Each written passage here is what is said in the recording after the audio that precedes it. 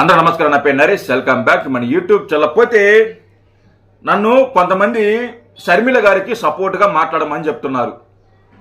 షర్మిల గారికి సపోర్ట్గా అండగా ఒకసారి మాట్లాడండి మీరు కూడా అని చెప్పి నన్ను కొంతమంది అడుగుతున్నారు. మరి కొంతమంది మాత్రం షర్మిల గారికి సపోర్ట్గా మాట్లాడొద్దండి, షర్మిల గారు వాళ్ళ అన్న ఇద్దరు ఒకటేను, వాళ్ళిద్దరే ఇడిపోయినట్టు నాటకం ఆడుతున్నారు, వాళ్ళిద్దరు కలిసే రాజకీయం చేస్తున్నారు, అన్న చెప్పినట్టే షర్మిల గారు నడుచుకుంటున్నారు, సో వాళ్ళిద్దరు ఒకటే, వాళ్ళిద్దరు వేరు వేరు కాదు అని చెప్పి మరి కొంతమంది నాకు చెప్పడం జరిగింది. నిజంగా వాస్తవానికి ఈరోజు షర్మిల గారు స్పీచ్ విన్న తర్వాత నిజంగా నాకు కూడా అదే భావన కలిగింది. ఆవిడ మాట విన్న తర్వాత ఈరోజు ఆవిడ కాంగ్రెస్ పార్టీకి ఆంధ్రప్రదేశ్ అధ్యక్షురాలుగా ఆవిడ బాధ్యతలు చేపట్టడం జరిగింది. ఆవిడ ఈరోజు మొదట స్పీచ్ మాట్లాడడం జరిగింది ఆ సభలో. అయితే ఆవిడ అన్నల కంటే కూడా టీడీపీనే ఎక్కువ టార్గెట్ చేసినట్టు నాకు అనిపించింది. అంటే గత 5 సంవత్సరాల గురించి మాట్లాడటం అనవసరం. ఎందుకంటే ఇప్పుడు ఈ గత అధికారంలో ఎవరైతే ఉన్నారో వాళ్ళ గురించే మాట్లాడాలి, వాళ్ళు చేసిన తప్పుల్ని ప్రజలకి చెప్పాలి. కానీ ఈవిడ 10 సంవత్సరాలని, అంటే గత 5 సంవత్సరాలు, ఈ 5 సంవత్సరాలు, ఈ 10 సంవత్సరాల్లో కంపేర్ చేస్తూ మాట్లాడటం అనేది చాలా చాలా రాంగు. సో నాకైతే నచ్చలా. అందుకే షర్మిల గారి గురించి ఒక విషయం చెప్పాలనుకున్నాను. అలాగే షర్మిల గారికి సపోర్ట్ చేయాలన్నా, సపోర్ట్గా మాట్లాడాలన్నా షర్మిల గారు ఒక విషయం క్లారిటీగా తెలుసుకోవాల్సి ఉంటుంది. సో అది ఏందనేది నేను చెప్తాను వీడియోలో. అయితే షర్మిల గారు గతంలో ఒకసారి ఆవిడ మాట్లాడిన మాటలో ఒకసారి మనం విందాము. విన్న తర్వాత ఈరోజు ఏం మాట్లాడిందో, ఈరోజు ఏ స్పీచ్ అయితే ఇచ్చిందో అది దాని గురించి మనం మాట్లాడదాం. ఒకసారి గతం గురించి ఒకసారి మాట్లాడదాం. వీడియోని లైక్ చేయండి, షేర్ చేయండి, సబ్స్క్రైబ్ చేసుకోండి. ఖచ్చితంగా లైక్ చేయండి, లైక్ చేస్తే బాగుంటుంది. సో అందుకోసం ఫస్ట్ గతంలో ఏం మాట్లాడిందో ఒకసారి విందాం.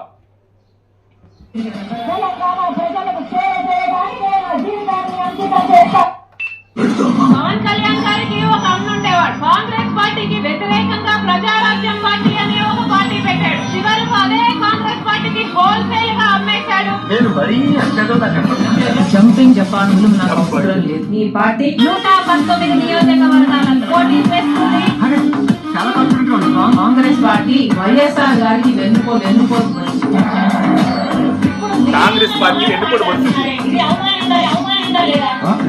దయచేసి ఢిల్లీలో నన్ను పదం వాడకండి. మాట మీద నిలబడే నాయకుడు ఉన్నారు. ఒకరోజు ప్రభంజనం సృష్టిస్తాను. నేను చూస్తాను.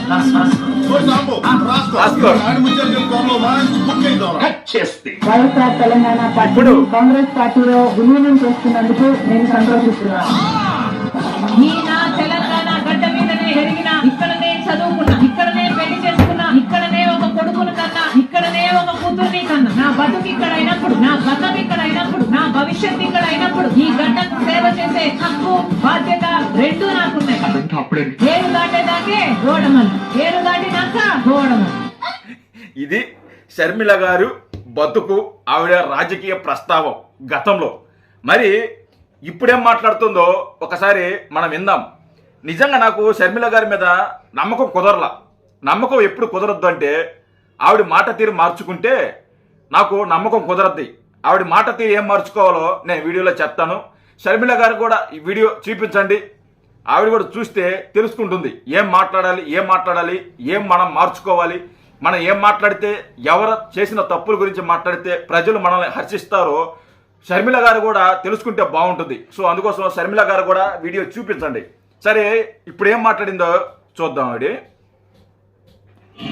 గత 5 సంవత్సరాలుగా ఆంధ్ర రాష్ట్రంలో యువజన శ్రామిక రైతు కాంగ్రెస్ పార్టీ గత 5 సంవత్సరాలు అంటే ఈ 5 సంవత్సరాలు, ఓకేనా? ఈ 5 సంవత్సరాలు కాంగ్రెస్ పార్టీ, వైఎస్ఆర్ కాంగ్రెస్ పార్టీ చేసిన తప్పుల గురించి చెప్తుంది. సో చూడండి, తర్వాత ఇంకా ఇలాగండి. అంతకు ముందు 5 సంవత్సరాలు తెలుగుదేశం పార్టీ అధికారంలో ఉంది. వాస్తవానికి అంతకు ముందు 5 సంవత్సరాల్లో మాట్లాడాల్సిన అవసరం లేదు. ఎందుకంటే అది గత అయిపోయింది.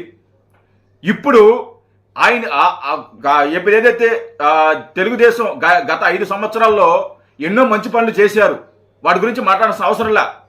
కానీ ఈవిడ 10 సంవత్సరాల గురించి మాట్లాడుతుంది. అంటే ఒకరినే మీరు చూడండి, తెలిసిపోతుంది, మీకే తెలిసిపోతుంది. ఈ 10 సంవత్సరాలుగా రాష్ట్రంలో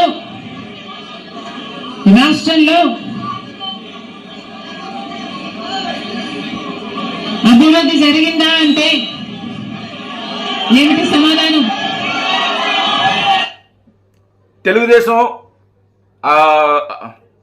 తెలుగుదేశం అధికారంలో ఉన్నప్పుడు అభివృద్ధి బాగానే జరిగింది. అప్పుడే రాష్ట్రం విడిపోయింది. మనం తెలంగాణ నుంచి ఇక్కడ రావాల్సి వచ్చింది. ప్రభుత్వ ఉద్యోగాలు కానీ ఇతరత్ర అన్ని ఒక బిల్డింగ్లు కానీ అన్ని నిర్మించుకుంటూ టెంపరీగానో లేకుంటే అప్పటికప్పుడు నిర్మించుకుంటూ చేసుకుంటూ చాలా అద్భుతంగా చేయడం జరిగింది.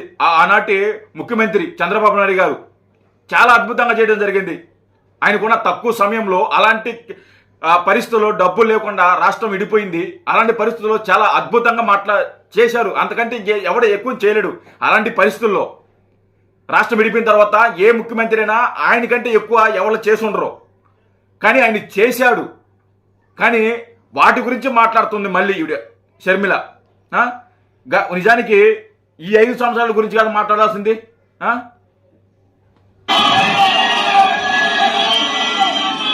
మన రాష్ట్రం ఏర్పడే నాటికి మన రాష్ట్రానికి ఉన్న అప్పులు 1,00,000 కోట్లు.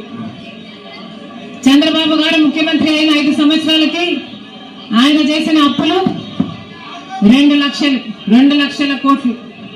అనుకో 2 లక్షల కోట్లు అనుకో. నువ్వు నీ ప్రకారమే వద్దాం 2 లక్షల కోట్లే చేశాడు అనుకో మాట్లాడు. తర్వాత చెప్తా దానికి. ఆ తర్వాత వైసీపీ ముఖ్యమంత్రి జగన్ రెడ్డి. ఇప్పుడు అని చూసినవా జగన్ రెడ్డి అని పొగరగా? ఆ పొగరు ఉండాలి. ఆ పొగరుంటే సపోర్ట్ చేస్తాం మేము కూడా. ఎందుకంటే నువ్వు చేసిన తప్పులు సర్దిద్దుకోవాలి షర్మిల గారు. నిజంగా వాస్తవం చెప్పాలంటే మీరు చాలా తప్పులు చేశారు. అన్నతో కలిసి గతంలో అన్న అధికారాన్ని కూర్చోబెట్టడానికి, అధికారంలోకి రావడానికి, అన్నను ముఖ్యమంత్రి చేయడానికి మీరు చాలా అడ్డమైన తప్పులు చేశాడు.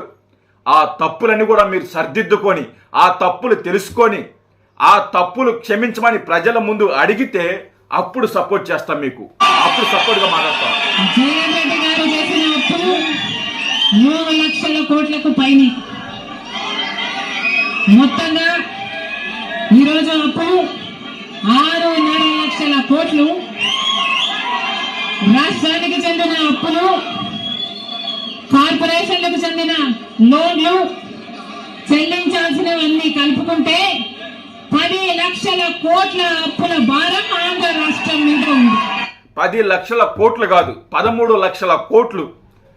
నీకు తెలియపోతే తెలుసుకో, లేకుంటే ఎక్కడైనా సమాచారం తెప్పించుకో. 13 లక్షల కోట్లు. టీడీపీ అధికారం నుంచి వెళ్ళిపోయే ముందు 2 లక్షల కోట్లు అప్పు. మీ అన్న వచ్చిన తర్వాత 13 లక్షల కోట్లు. అంటే ఎంత అప్పు చేశాడో చూడండి.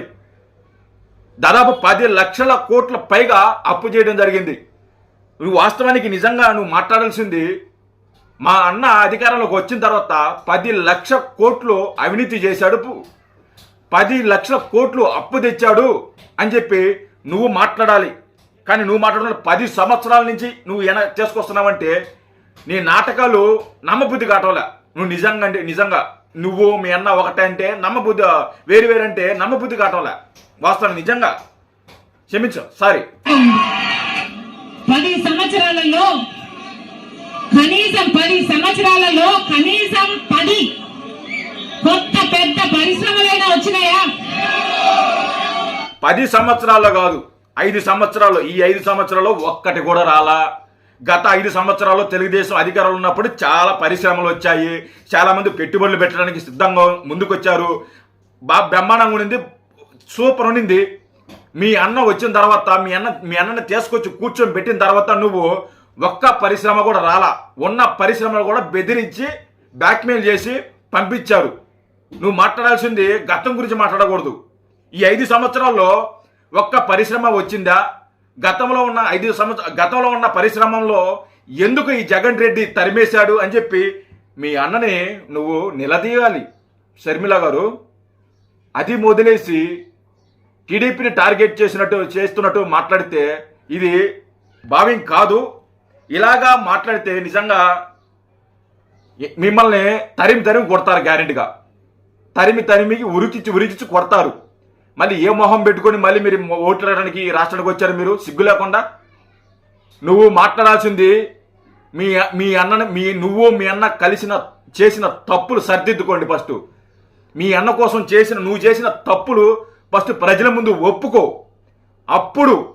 అప్పుడు మాట్లాడు. మేము కూడా మీకు హర్షిస్తాము, మీకు కూడా సపోర్ట్లు కొడతాము, మీకు కూడా సపోర్ట్గా మాట్లాడతాం. అప్పుడు వెళ్ళండి మీ అన్నకి ఎదురుగా, అప్పుడు మాట్లాడతాం మేము కూడా సపోర్టుగా.